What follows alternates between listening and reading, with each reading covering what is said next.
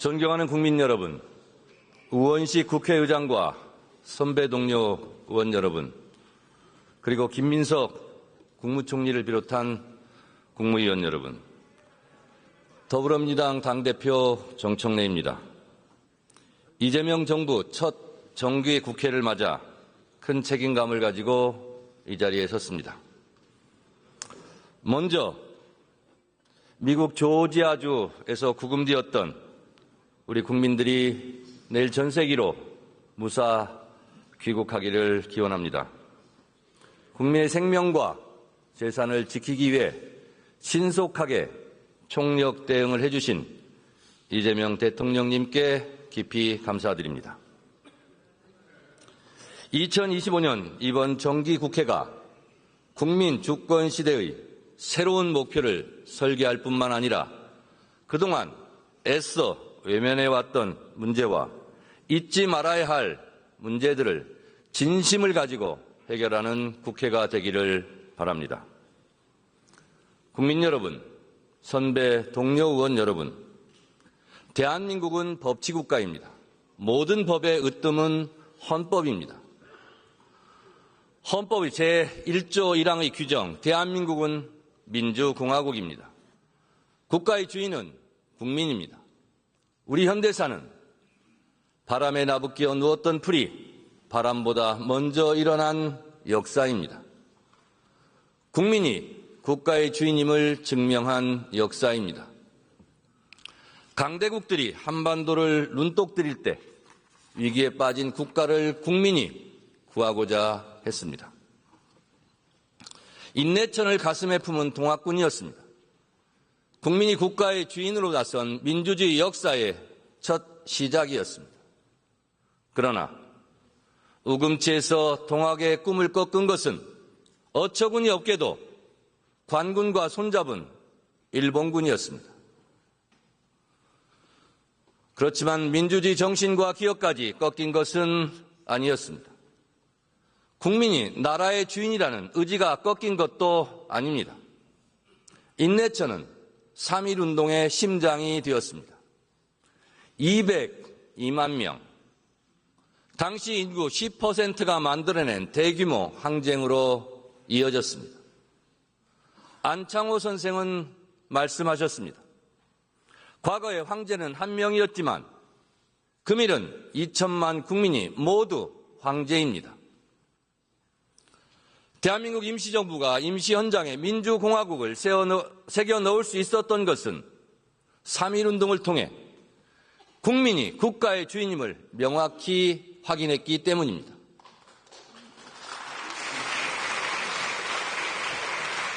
마산 앞바다에 김주열의 시신이 떠올랐을 때 국민들은 다시 기억합니다.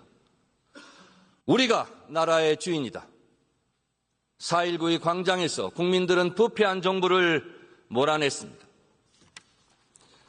믿었던 국가의 총구 앞에서 친구들이 쓰러져 갈 때 광주의 윤상호는 울부짖었습니다. 우리가 나라의 주인이다.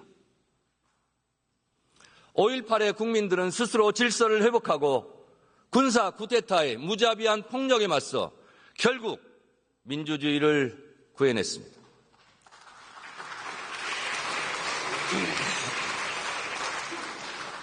낙동강 전선에서 백마고지와 피해 능선에서 어떻게 되찾은 나라인데?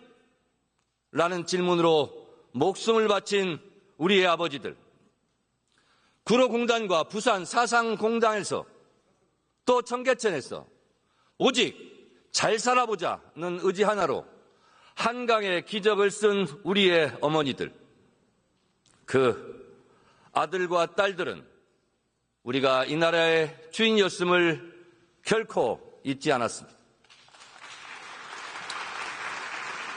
어느 정신분석 철학자는 말합니다. 당신이 해결하지 못한 무의식은 바로 자녀의 삶에서 반복된다.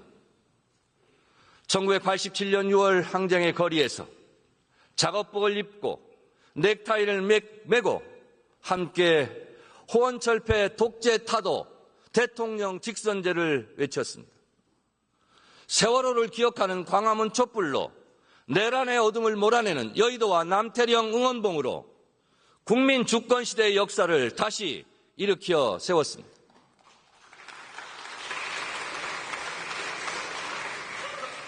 우리의 헌법 전문은 민주주의를 피눈물로 쟁취한 기록입니다.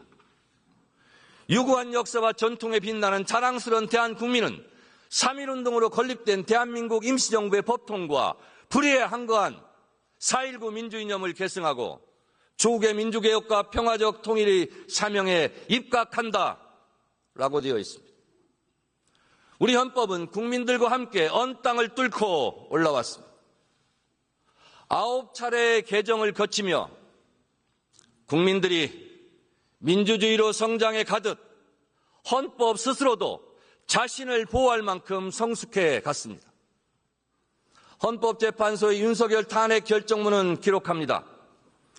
피청구인을 파면함으로써 얻는 헌법 수호의 이익이 대통령 파면에 따르는 국가적 손실을 압도할 정도로 크다고 인정됩니다.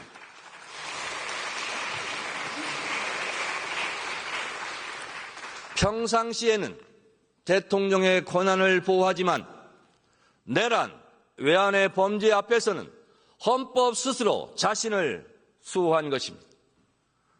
탄핵은 여야의 싸움이 아닙니다. 오직 헌법을 어긴 대통령에게 국민이 헌법의 이름으로 책임을 물은 것입니다. 우리 헌법은 국민들의 피눈물을 먹고 자랐습니다. 우리 헌법이 독재자의 국회 해산권을 금지한 덕분에 우리는 지난 내란의 밤을 끝내 이겨낼 수 있었습니다. 이재명 정부 첫 정기국회를 맞아 국가를 지키고 민주주의를 살려내고 국회를 보호해 주신 국민 여러분들께 다시 한번 깊이 감사드립니다.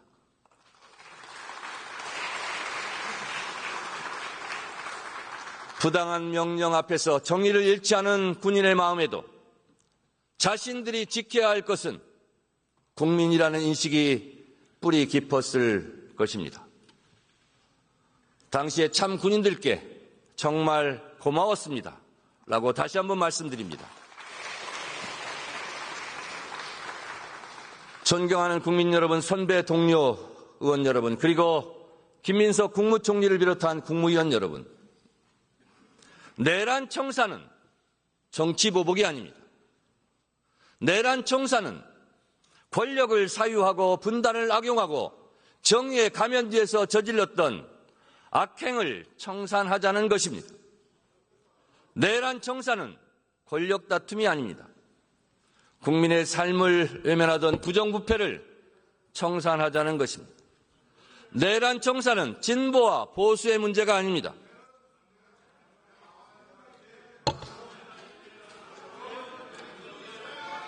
국민의힘 의원 여러분, 경청해 주십시오.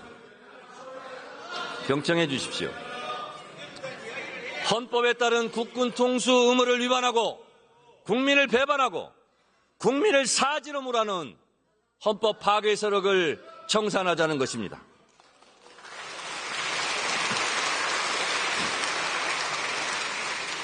우리는 좋은 게 좋다는 식으로 위야무야 덮어왔던 어제의 문제들이 결국 오늘에 이르러 더 큰 고통을 이야기할 수 있다는 것을 지난 내란의 밤에 똑똑히 목격했습니다. 내란 청산은 우리 곁에서 우리를 괴롭히는 과거와 결별하는 일입니다. 내란 청산은 오늘을 살아가는 우리의 시대적 과제이자 시대적 사명입니다. 시대정신입니다. 독일 철학자 한나 아렌트는 말합니다. 책임을 회피한 과거는 다시 현재를 괴롭히며 되살아난다.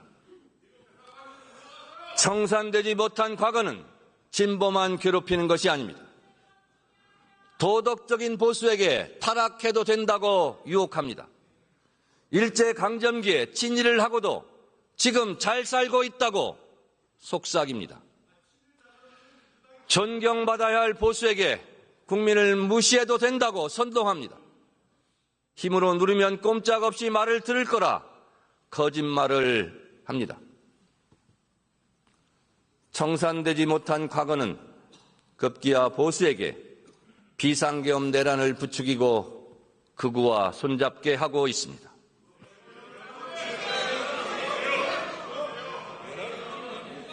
좀 조용히 들어주시기 바랍니다.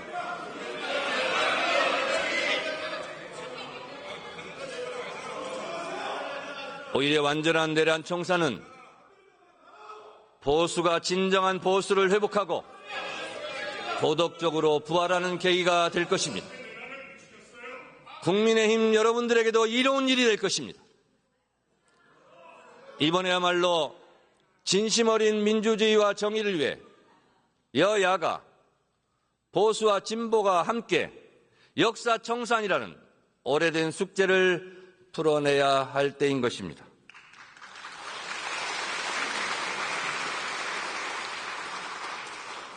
내란에 대한 철저한 진상규명과 책임자 처벌이 그 시작입니다. 3대 특검법 개정안을 신속하게 처리해 무너진 민주주의와 헌법 질서를 바로 세워야 합니다. 국회는 민주주의의 최후의 보루임을 증명했습니다. 계엄에 대한 국회의 민주적 통제를 더욱 강화해야 합니다. 불법 명령에 저항한 군인들이 있습니다. 그들의 정신이 살아 숨쉴 수 있도록 군인 복무법을 개정하겠습니다.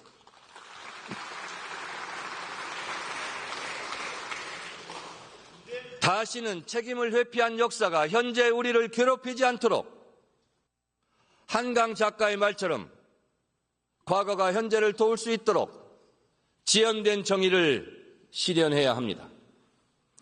독립기념관법 개정으로 독립정신의 훼손을 막겠습니다. 민주유공자법 제정으로 민주화운동의 희생자도 기억하겠습니다.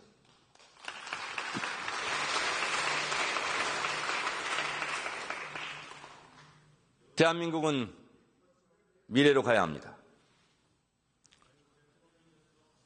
국민의힘 의원님들께 간곡히 제안합니다. 내란과 절연하십시오. 내란의 늪에서 빠져나오십시오. 그리고 국민들에게 우리가 잘못했다라고 진정 어린 사과를 하십시오.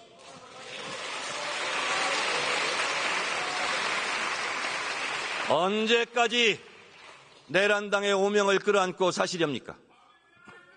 이번에 내란 세력과 단절하지 못하면 위헌정당 해산 심판의 대상이 될지도 모릅니다. 명심하십시오.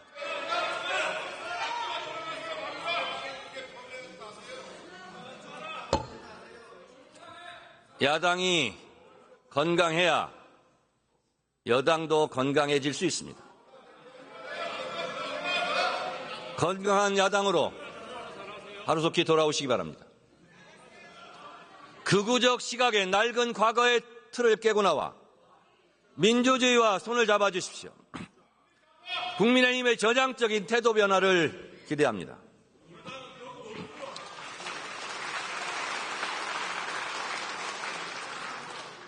국민 여러분, 선배 동료 의원 여러분, 정치는 의사결정 행위입니다. 의사결정을 오직 한 사람이 한다면 절대 왕정이고 독재입니다. 한 사람이 한 표를 가지고 평등하게 의사결정을 하는 것이 민주주의입니다. 우리 정치는 그렇게 발전해 왔습니다. 그러나 우리 사회에 다수의 의사결정에서 벗어난 민주주의 사각지대가 있습니다. 바로 검찰, 사법, 언론입니다. 견제받지 않는 권력으로 무소불위의 권력을 누려온 곳들입니다. 모든 일이 그렇듯 한때 불가피하게 어쩔 수 없는 경우가 있었습니다. 해방이 되고도 친일 경찰의 무분별한 수사와 고문 수사가 그치지 않았습니다. 재헌의회가 검찰에게 한시적으로 수사권을 부여한 것은 이를 막기 위해서였습니다. 3대 개혁은 비정상적인 것을 제자리로 돌려놓고 시대에 맞게 고치자는 것입니다. 개혁은 정치투쟁이 아닙니다. 우리 생활 속에서도 맞지 않는 것이 있으면 당연히 수시로 고칩니다. 개혁은 잘못된 것을 고치자는 것이지 이념의 언어가 아닙니다.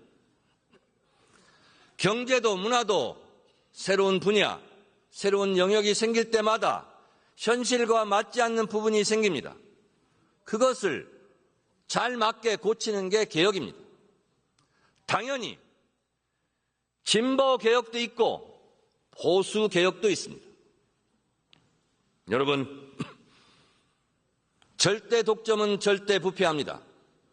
절대 독점을 해소함으로써 권력기관은 스스로 절대 부패에서 자유로워질 수 있습니다. 독점에서 분점으로 소수의 지배에서 다수의 참여로 가는 것이 국민 주권 시대의 진정한 민주주의입니다. 검찰 부패의 뿌리는 수사권과 기소권의 독점입니다. 수사와 기소를 분리하겠습니다. 공소청은 법무부에, 중수청은 행안부에 두고 검찰청은 폐지하겠습니다.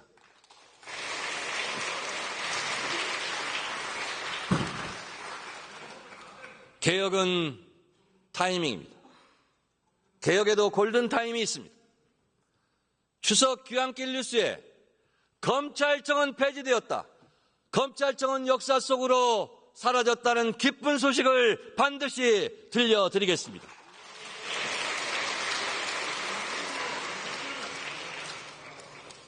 한때 내란 우두머리 피해자 윤석열이 석방되고 저희대 대법원에 대선 개입 의혹도 있었습니다. 국민들이 불안하고 분노했습니다. 한덕수 국무총리에 대한 영장은 기각되었습니다. 피고인 윤석열의 재판은 침대 축구처럼 느립니다. 많은 국민들은 윤석열 그가 구속기간 만료로 다시 재석방될지 모른다고 불안하고 걱정이 많습니다. 내란 전담 재판부를 만들려는 국민적 여론이 높습니다. 사법제도의 개혁도 절실합니다. 판사들의 과중한 업무와 법원의 폐쇄적 구조는 국민들의 눈높이에 맞지 않는 판결을 양산하고 있습니다. 대법관 증언, 법관 평가제, 그리고 압수수색 사전 신문제 등 법원 조직법, 형사소송법 개정으로 신뢰받는 사법제도를 확립하겠습니다.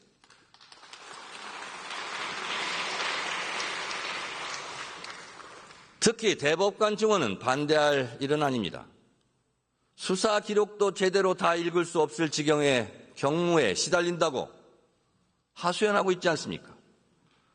국회가 그 짐을 덜어드리겠다는 것입니다. 행정수요가 늘어나면서 국가의 모든 조직이 예산 증액해달라, 인원 증원해달라고 국회에게 요구하고 있습니다. 그런데 이상하게도 국회가 먼저 나서서 사법부의 예산과 인원을 늘려주겠다는데도 반대하는 조직은 처음 봅니다. 법원 스스로 개혁에 적극적으로 나서야 할 때입니다. 언론의 자유는 국민의 알 권리를 위해 국민이 보장한 것입니다. 따라서 언론 자유에 따른 책임 역시 국민을 위한 언론의 임무여야 합니다. 언론인 월터 프리먼은 말합니다. 언론이 부패하면 사회도 병들 수밖에 없다. 지난 1월 17일 스카이데일리는 일면에 대문짝만하게 국내 체포 중국 간첩 99명, 한미 부정선거 개입이라는 기사를 실었습니다. 명백한 가짜뉴스입니다. 심지어 선관위 직원에게 중국 간첩이라는 오명을 씌웠습니다. 내란 세력을 돕기 위한 명백한 가짜뉴스로 국민들을 혼란에 빠뜨렸습니다. 거짓말을 한 캡틴 코리아는 구속되었지만 가상 공간 어디인가에서 여전히 가짜 정보로 순수한 국민을 속이고 있습니다. 허위 조작 정보 때문에 혼자 괴로워하다가 극단적 선택을 한 분들도 적지 않습니다. 가짜정보 근절법, 언론중재 및 피해 구제법, 그리고 가짜 뉴스를 양산하는 유튜버를 법으로 규제해 우리 국민들을 보호하겠습니다.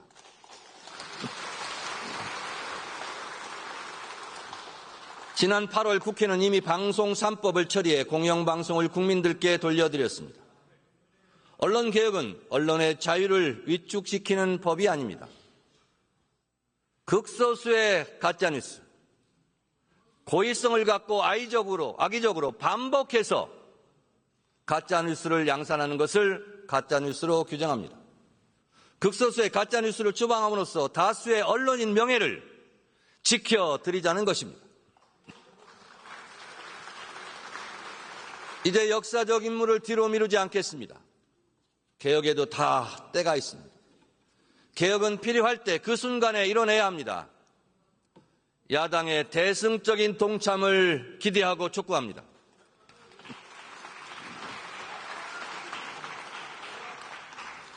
존경하는 국민 여러분, 우원식 국회의장과 선배 동료 의원 여러분, 그리고 김민석 국무총리를 위한 국무위원 여러분, 우리는 내란 청산과 개혁 임무 완수를 넘어 대한민국 제도약의 길로 가야 합니다. 이재명 정부는 민주주의 발전과 함께 경제 성장의 발판을 만들었습니다. 이재명 정부의 출범만으로 국가는 안정되었고 국제사회에서 대한민국 신뢰도가 높아지고 있습니다. 경제는 심리입니다. 이재명 정부의 출범만으로 주가는 코스피 3,200으로 뛰었습니다. 이재명 정부의 출범만으로 경제 도약의 긍정적인 시그널이 되었습니다. AI로 상징되는 첨단 기술 시대를 선도하고 초과학 기술 신문명에 대비한 기본 사회를 구축하겠습니다. 민생으로부터 국민 안정까지 국민 주권 시대에 맞는 성장 전략에서부터 국익 외교와 한반도 평화까지 국민들의 참여로 국민과 함께 국민 행복 시대를 열겠습니다.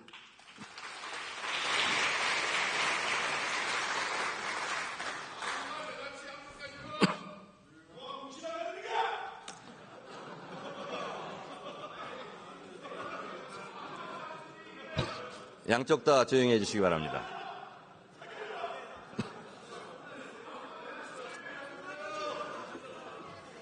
국민의힘 의원님들께 부탁드립니다. 일단 들어보세요. 다 뼈가 되고 살이 될 겁니다. 이재명 대통령의 취임 첫 일성은 민생 회복과 경제 위기 극복이었습니다.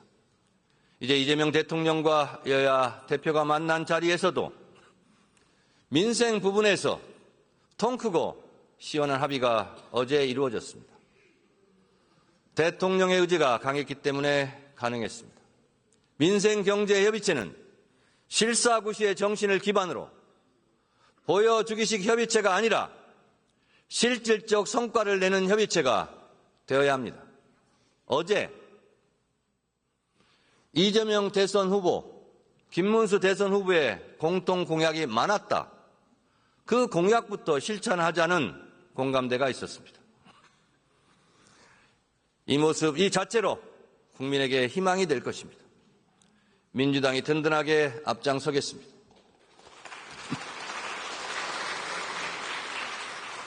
우리나라 헌법 제34조는 모든 국민은 인간다운 생활을 할 권리를 가진다고 명시하고 있습니다. 민주주의는 국민 개개인의 삶이 촘촘하게 존중받는 민생공화국에서 시작해야 합니다. 모든 국민이 소득, 주거, 의료, 복지, 에너지, 통신 등 다양한 분야에서 차별 없이 기본적인 삶을 보장받아야 합니다. 국민의 실질 소득과 삶의 질을 높여가는 것이 기본 사회이며 헌법 정신이자 시대 정신입니다. 기본 사회의 기본이 바로 민생 회복입니다. 또한 민생 회복의 첫걸음은 소득과 소비의 선순환 복원입니다. 소상공인과 취약계층의 채무 부담을 덜어내 제도권 안으로 다시 들어올 수 있도록 우리가 도와야 합니다. 정부의 성실상환자 324만 명에 대한 신용사면과 새출발기금 지원 확대도 뒷받침하도록 하겠습니다. 임대료 편법 인상을 막기 위한 상가건물 임대차 보호법 개정, 은행의 과도한 가산금리 산정을 방지하기 위한 은행법 개정, 그리고 가맹점 사업자의 협상력을 강화하는 가맹사업법 개정을 적극 추진하겠습니다. 사람은 누구나 잠재력이 있습니다. 마치 도토리가 그 안에 커다란 떡갈나무가 될 잠재력을 담고 있는 것과 같은 이치가 아니겠습니까? 다시 일어선 국민들이 성장과 혁신의 주역이 되어 언젠가 우리 모두를 다시 도울 것이라 저는 확신합니다. 이재명 정부의 소비 쿠폰 덕분에 지난 7월 한 달간 생산, 소비, 투자 모두 크게 늘었습니다. 8월 소비자 심리 지수가 7년 7개월 만에 최고 수준으로 회복하며 골목 상권과 전통시장에 활기가 돌고 있습니다. 소상공인 2명 중 1명은 매출이 증가했다고 말합니다. 제 지역구 망원시장 월드컵 시장에 가니 매출액이 30% 정도 늘었다고 좋아들 하셨습니다. 2주 뒤인 9월 22일부터 2차 소비 쿠폰이 지급됩니다. 소비 쿠폰이 대한민국 경제 전반에 활력을 불어넣을 수 있도록 끝까지 책임지고 꼼꼼하게 챙기겠습니다. 전세 사기 피해자가 이미 3만 명을 넘어섰고 특히 청년층 피해가 집중되고 심합니다. 전세 사기 피해자 보호법을 강화하겠습니다. 전세 사기 피해자의 공공임대주택 지원 대상을 확대하고 피해 지원센터의 전세 안전계약 컨설팅 업무를 추가하도록 하겠습니다. 피해자 구제를 위한 전세 사기 관련 별도 배드뱅크 설립도 추진하겠습니다. 전세 사기의 뿌리도 이참에 뿌리 뽑겠습니다. 전세 사기와 같은 집단 사기 범죄에 보다 강력한 처벌을 할 수 있도록 법을 강화하겠습니다.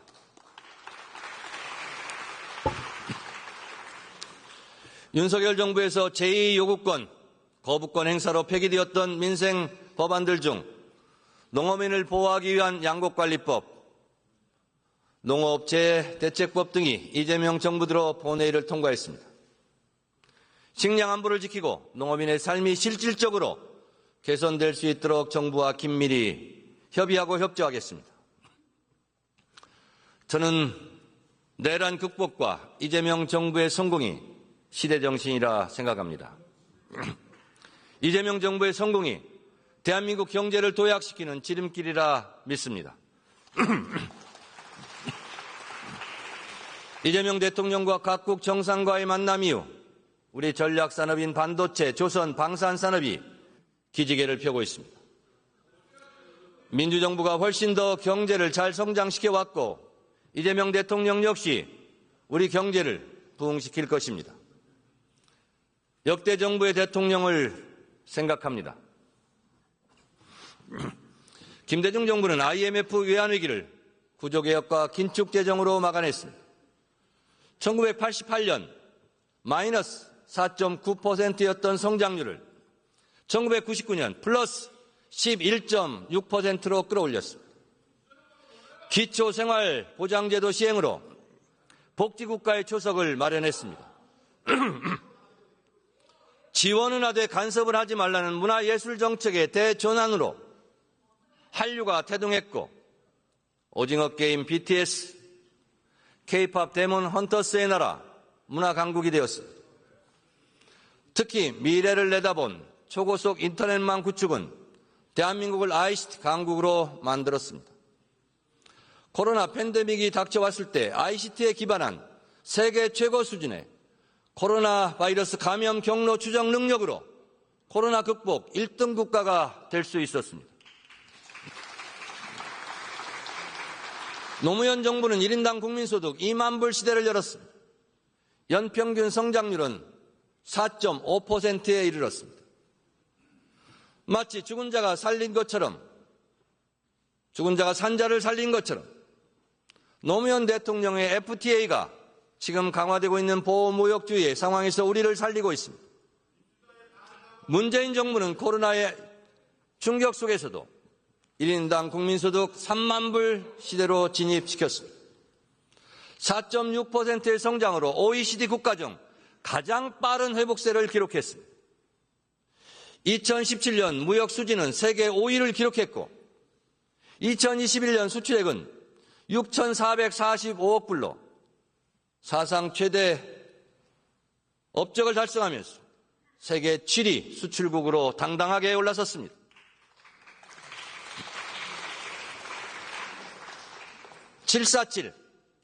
7% 성장 4만 불 소득, 7대 경제 강국, 이명박 정부의 747 정책은 참담하게 실패했습니다. 박근혜 정부의 가계부채는 1,400조 원까지 급증했고 재벌 개혁에 실패하면서 경제 민주화는 허망한 구호에 그쳤습니다. 이명박 대통령은 부정부패로 감옥에 갔고 박근혜 대통령은 국정농단으로 탄핵되었습니다. 윤석열 대통령은 내란 수괴 혐의로 탄핵되고 감옥에 간 것만, 그런 잘못이 있는 것만은 아닙니다. 윤석열 정부는 외교 실패와 경제 폭망이라는 참담한 결과를 낳았습니다. 대중국 무역 적자 폭이 커지면서 여러분 주목하십시오.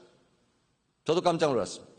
2022년 IMF 수출입 통계 상반기 무역 수지 적자가 전 세계 208개국 중 몇 등을 했는지 아십니까? 200등을 했습니다. 109등을 기록한 북한만도 못한 성적이었습니다. 보수가 경제를 잘한다는 얘기는 이제 흘러간 유행가 가사가 되었습니다. 우리 경제를 제대로 되살리기 위해 A, B, C, D, E, F로 대표되는 이재명 정부의 성장 경제 정책에 민주당은 모든 당력을 집중하겠습니다. A는 인공지능 중심 첨단 산업 육성입니다. 이재명 정부의 AI 3대 강국 목표에 맞춰 로봇, 자동차, 조선, 가전과 반도체 같은 주요 산업을 중심으로 AI 대전환을 추진하겠습니다. 박수를 치려면 확실하게 치시든가 아니면 연설을 하게 도와주시든가. 감사합니다. 인공지능 데이터 진흥법을 제정해 AI 데이터 센터를 지원하는 국가 차원의 지원 체계를 마련하겠습니다. 산업 디지털 전환 촉진법은 AI 기술을 산업과 공공 서비스 전반에 접목하는 데 크게 도움이 될 것입니다. 인공지능 산업 인재 육성 특별법을 통해 AI 산업 인재를 육성하겠습니다. 인공지능 산업 육성 및 강국도약 특별법은 산업 생산성과 효율성을 높일 것입니다. 반도체는 우리의 수출 주력 상품입니다. 반도체 산업 특별법은 반도체 산업의 경쟁력을 높일 것입니다. 압도적 초격차 초기술의 세계 1등 반도체 국가를 반드시 만들겠습니다. B는 바이오 산업 육성입니다. 이재명 정부는 의료, AI, 제조, 바이오 헬스 강국 실현을 목표로 삼고 바이오 헬스 분야 수출 500억 불 달성과 2030년까지 수출 35% 증가를 추진하고 있습니다. 과학기술부는 바이오 의료기술 개발 예산을 3,611억 원에서 4,343억 원으로 증액했습니다. 의사, 과학자에 대한 체계적인 지원과 의료, AI 기술을 개발하는 데 민주당이 돕겠습니다. 혁신형 제약 바이오 기업을 육성하기 위해 과감한 규제 혁신으로 인프라를 강화하겠습니다. C는 문화 콘텐츠 산업 지원입니다. 문화는 민주주의와 자유의 토양에서 자라는 나무입니다. 김대중 대통령은 취임사에서 문화산업 육성을 강조했고 과감한 문화 개방으로 한류의 길을 열었습니다. 문재인 정부 때는 2021년 문화 콘텐츠 수출은 사상 최대인 124억 달러를 기록했습니다. 영국의 모노클지는 2021년 한국을 소프트파워 세계 2위로 우리 대한민국을 선정했습니다. 이재명 대통령 역시 취임식에서 문화가 곧 경제이자 국제 경쟁력이라고 말씀하셨습니다. 정부가 간섭하지 않고 기초예술과 인문토양을 가꾼다면 글로벌 소프트파워 5대 문화 강국 실현이 허망한 꿈만은 아닙니다. 충분히 가능합니다. 이재명 정부는 2030년까지 K컬처 시장 규모 300조 원, 문화 수출 50조 원, 국가 이미지 긍정평가 비율 80%의 목표를 세웠습니다. 핵심 콘텐츠를 육성하고 한류 연관 산업을 지원하겠습니다. K 콘텐츠 8대 핵심 산업 분야로 게임, 문화, 영화, 애니메이션, 출판, 웹툰, 방송, 영상, OTT 콘텐츠를 선정하고 전략적 지원 체계를 가동하겠습니다.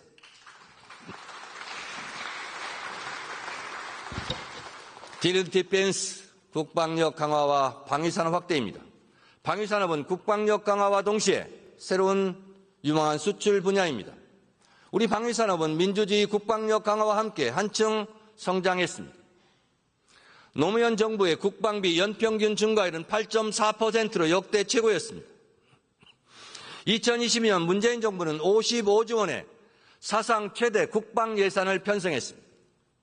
박근혜 정부 때는 4.2%, 윤석열 정부 때는 4.1%였습니다. 보수 정부는 말로만 국방을 외쳤지 실질적으로는 자주국방 강화에 관심도 의지도 없었습니다.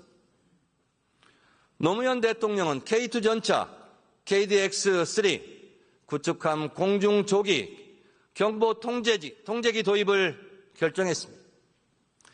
문재인 대통령은 삼국형 삼축체계를 고도화하고 세계에서 7번째로 SLBM 발사에 성공했습니다. 국방력 강화는 국민을 안심시킬 뿐만 아니라 평화를 유지하고 평화를 만들어가는 핵심 역량입니다. 또한 자신 있게 한반도 평화를 추진하는 원동력, 힘이 될 것입니다. 이재명 대통령은 방위산업이 대한민국의 안보를 튼튼하게 할 뿐만 아니라 미래의 먹거리 산업의 하나라고 역설했습니다.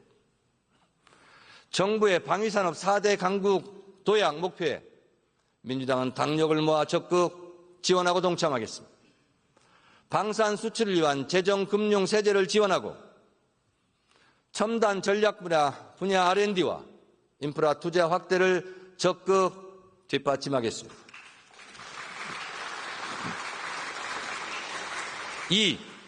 이는 친환경 에너지 산업 발전입니다. 이재명 정부의 목표는 에너지 고속도로 신설과 아리백 산업단지 조성으로 재생에너지를 확대하는 것입니다. 정부는 서해안 초고압 직류 송전을 조기 구축하고 한반도 U자형, 서해안, 남해안, 동해안을 잇는 전력망으로 에너지 고속도로를 완성할 것입니다. 아리백 산업단지는 지산, 지소형으로 조성하고 탄소 중립의 실현을 위해 2030년 온실가스 감축 목표 책임 달성, 2035년 감축 목표 수립과 2050년까지 장기 감축 로드맵도 마련할 것입니다. 아리백 산업단지 특별법과 산소 중립 산업특별법 제정으로 민주당이 적극 뒷받침하도록 하겠습니다.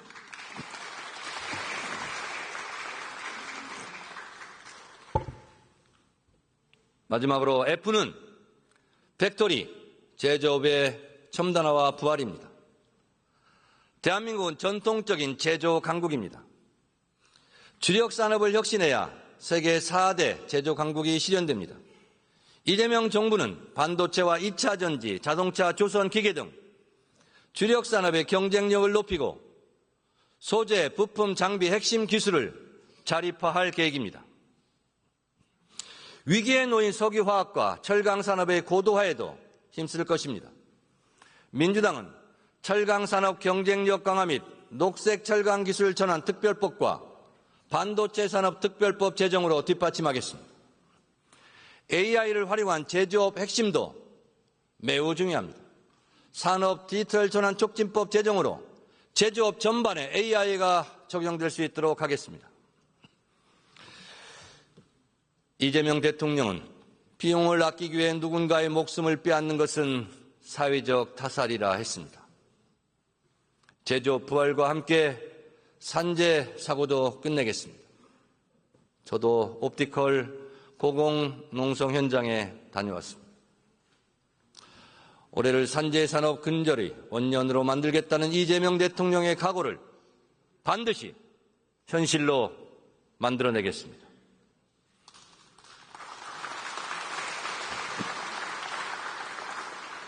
지난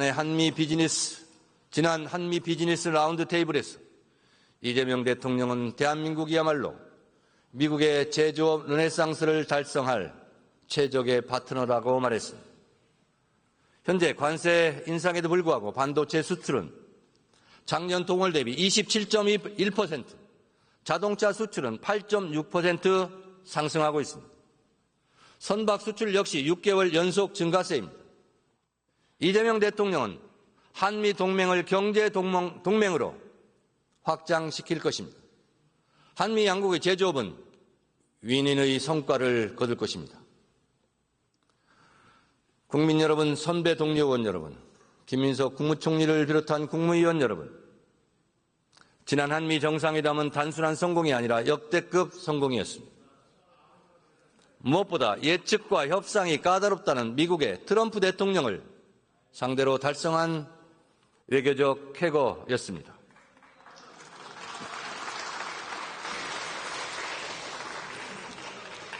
이재명 대통령은 뛰어난 전략가이며 협상가의 면모를 보여주었습니다. 트럼프 대통령을 피스메이커로 명명함으로써 김정은과 저는 두터운 관계를 다져왔고 지금도 마찬가지라는 대답을 이끌어냈습니다. 한반도 평화에 대한 미국의 관심도를 다시 높여놓았습니다. 북한의 트럼프 월드를 지어 골프를 치게 하자는 발언은 정치를 비즈니스처럼 생각하는 트럼프 대통령의 귀를 번쩍 뜨이게 했을 것입니다. 피스메이커, 페이스메이커 발언 역시 전략적 발언이 아닐 수 없습니다. 저는 김대중 대통령이 정치인에게 당부하셨다던 서생적 문제의식과 상인적 현실 감각이 떠올랐습니다. 분명한 원칙과 비전을 가진 사람은 잘못된 방향으로 가지 않지만 상인적 현실 감각을 가지고 그 원칙과 비전을 현실에서 성공시켜야 한다는 말씀입니다. 국익을 위해서는 악마와도 손잡아야 한다고도 김대중 대통령께서 평소 말씀하셨습니다. 우리는 수출로 먹고 사는 나라입니다. 우리에게는 국익을 위해 자신을 다 바칠 진정한 대통령이 필요합니다. 국가의 비전을 위해 상인적 현실 감각으로 치밀하게 협상을 성공시킬 이재명 대통령과 같은 대통령이 필요합니다. 이번 성과는 김대중 대통령부터 이어진 민주정부의 외교 역량의 토대 위에 이재명 대통령의 국익 위주의 실사구시형 실용 외교가 그 기조가 만들어낸 결과입니다. 이 기조를 꾸준히 믿고 지지해준 국민의 승리, 국익 중심 실용 외교를 통해 평화도 국민의 삶도 지켜가겠다는 이재명 대통령의 말에 국민 주권시대 외교와 한반도 평화의 해법이 담겨 있습니다. 한미 정상이 던진 공은 이제 국회로 넘어왔습니다. 지금까지 쌓은 굳건한 한미 동맹의 토대 위에 이번 한미 정상회담 결과를 영양분으로 삼아 새로운 미래형 동맹으로 발전시켜 나가자고 저는 여러분께 주장합니다.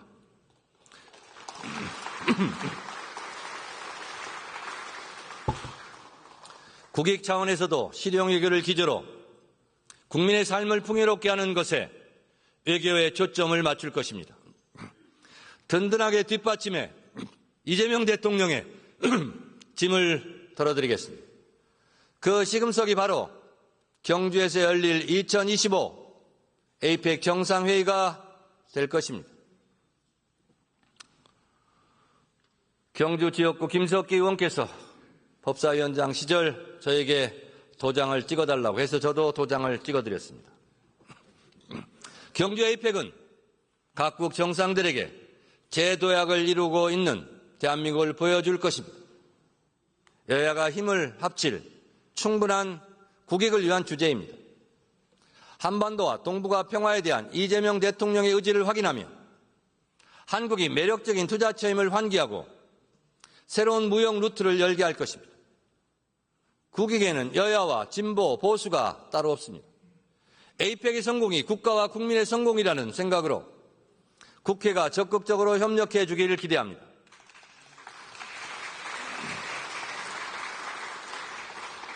국민 여러분, 선배 동료 의원 여러분, 통일부가 2026년 남북협력기금으로 1조 25억 원을 편성했습니다.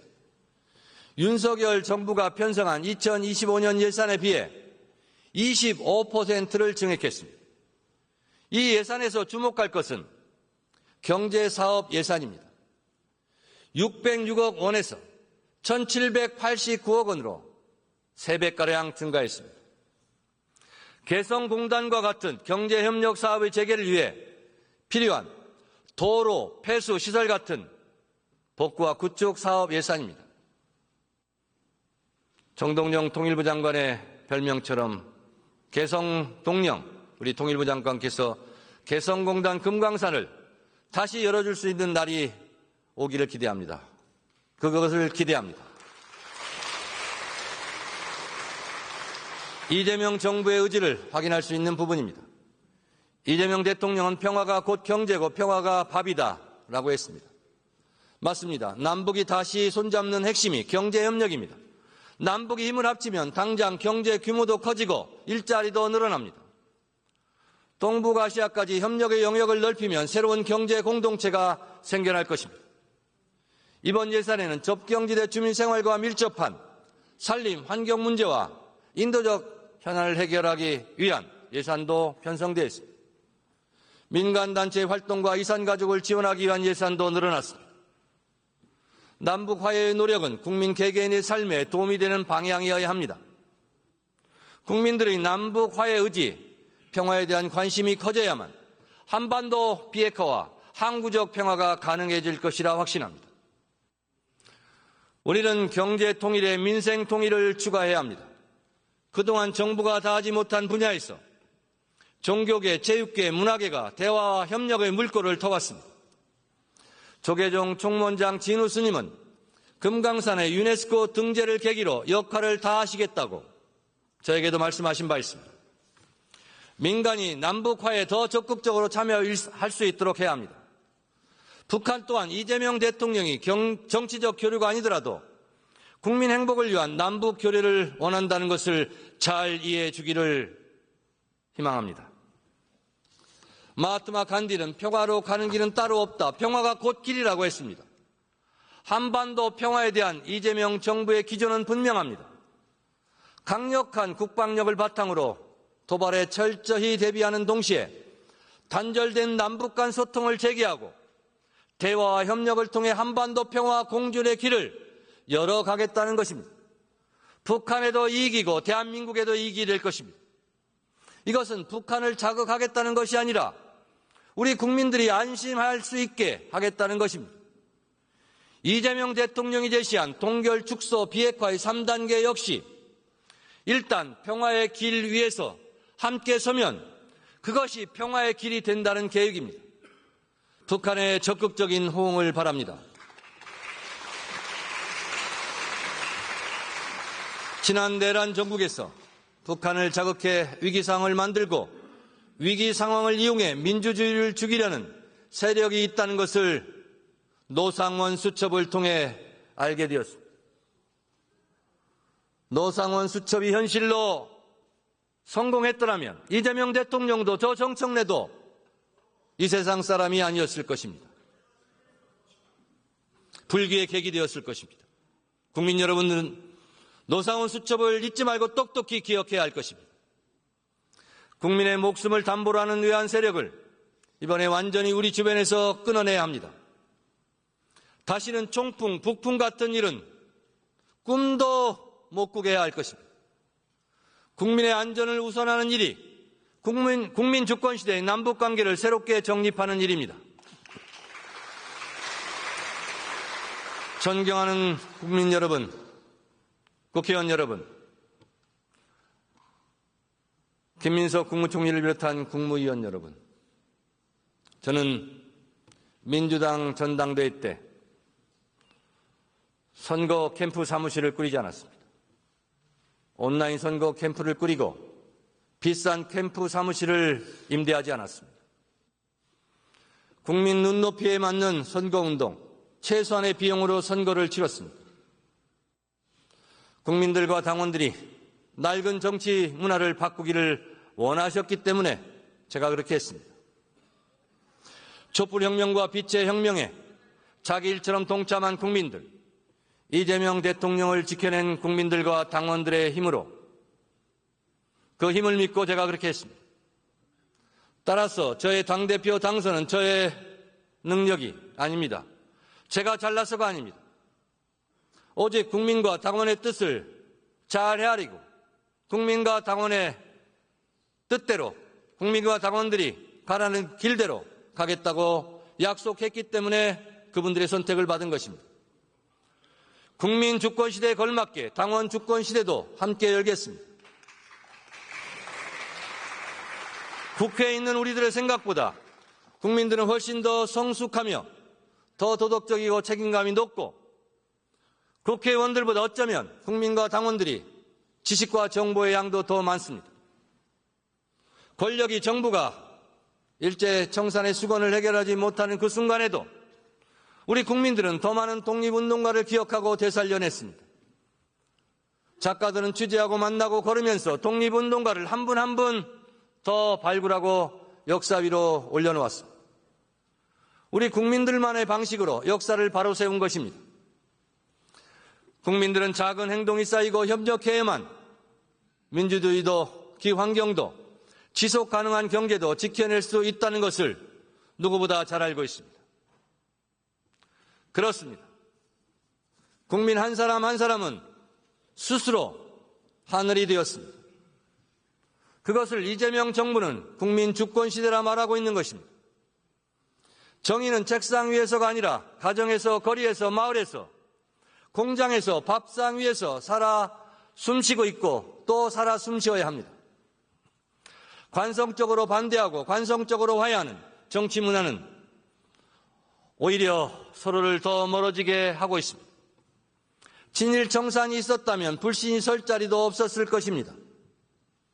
내란의 확실한 청산만이 진심으로 화해할 수 있는 근거가 될 것입니다. 국민들이 정치권에 바라는 것은 바로 그것이고 이재명 정부가 반드시 성공해야 하는 이유이기도 합니다.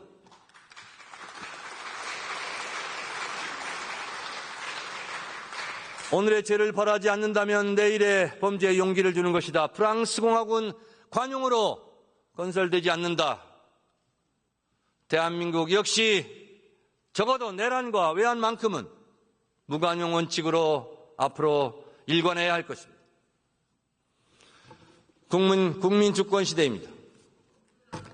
누가 더 국민을 주인으로 잘 섬기고 누가 더 국민과 잘 소통하고 누가 더 국민을 위한 개혁을 잘 하는지 누가 더 민생을 잘 보살피는지 여야가 진보와 보수가 잘하기 경쟁을 하게 되기를 간절히 소망합니다.